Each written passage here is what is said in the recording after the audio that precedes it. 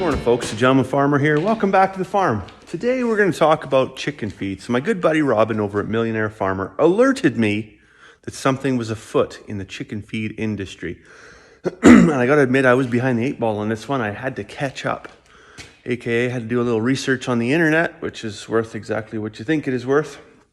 But it seems that amidst social media posts, there is an emerging conspiracy theory. Well, if it's a conspiracy theory or otherwise, it's yet to be determined. But there is a theory that somebody's altering the feed and it's causing chickens not to lay. So I thought, well, let's do a side-by-side comparison of what we feed our chickens versus some commercial layer feed, and maybe have a look and see what's in them from a real close-up perspective. Let's look right in the feed and see what's in there. So first, let's look at the stuff we get from Bloom Enterprises. That's my buddy Robin over at Millionaire Farmer. You can check him out on TikTok or on YouTube.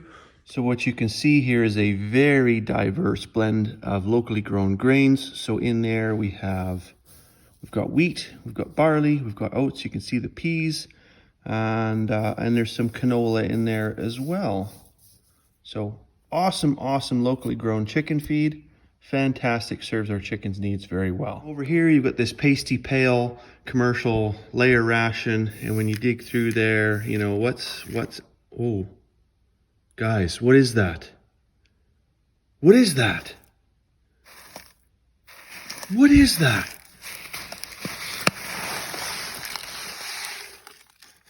Well, I'll be damned. It's a whole roll of tin foil. Better take and wrap this around my head where it belongs.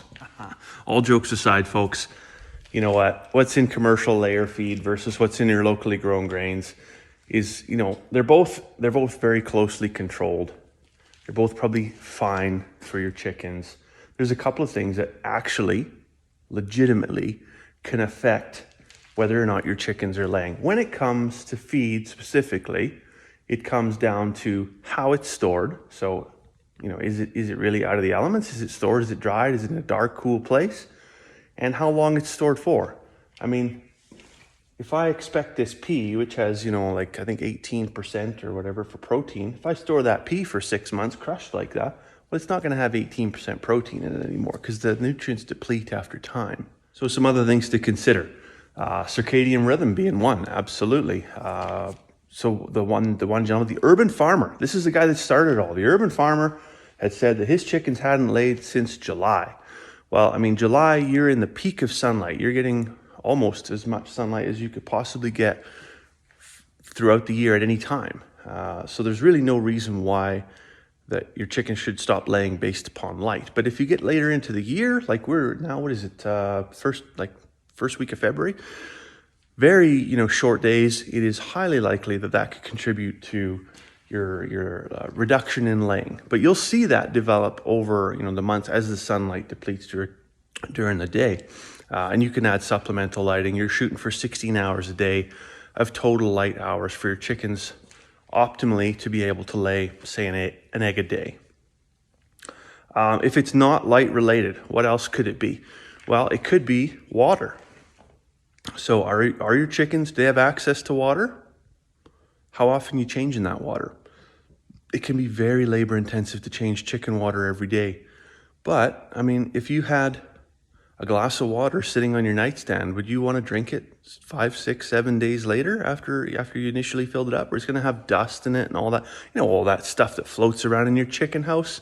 You don't want to be drinking that. So change it out, right? See if that makes a difference.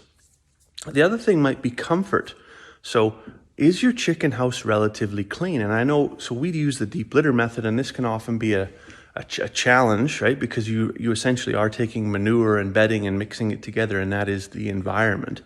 But if your carbon to nitrogen ratio is off and you don't have enough wood shavings in there, that can be not a good environment at all. You might be generating a lot of heat, but you also might be generating a lot of ammonia.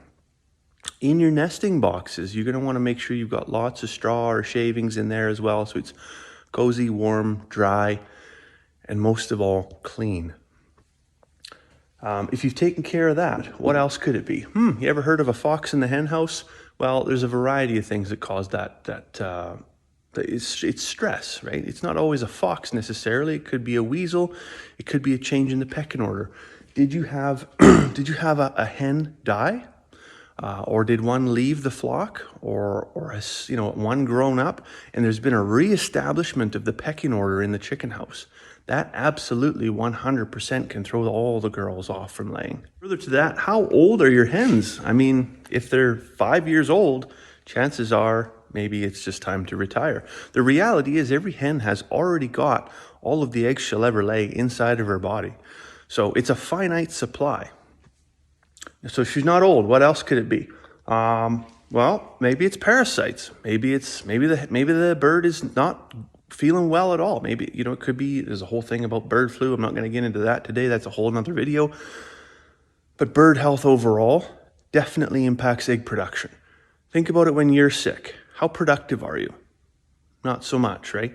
So, but parasites are a big one, right? So if you've got a tick, or sorry, not a tick, but like a, what do they call those things? Now it escapes me, of course. Anyways, you got parasites, you got worms, mites, that's the word I'm looking for. They're sucking the blood right out of the chickens. What do you think the blood's made out of? Pretty much the same stuff that goes into eggs.